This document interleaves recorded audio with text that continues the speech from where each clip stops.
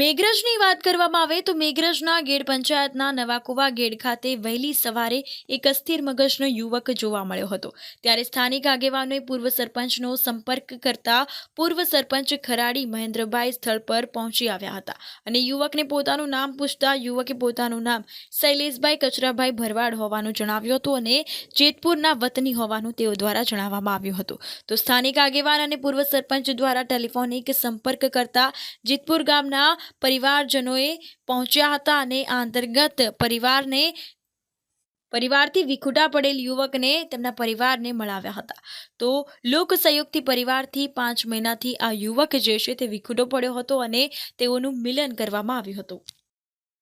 જિલ્લો અરવલ્લી, મેઘરજ તાલુકો અને ગેડ રેલાવાડા નવાકુવા ગામે બોર્ડર રાજસ્થાનના બોર્ડરથી લઈ ત્યાંથી એક અસ્થિર મગજનો માણસ જે લીમખેડા જેતપુર ગામનો હતો અને અમે ત્યાંથી એમના પરિવારને કોન્ટેક્ટ કર્યો। એમના પરિવારને અહીંયા લુણાવાડા હોટલ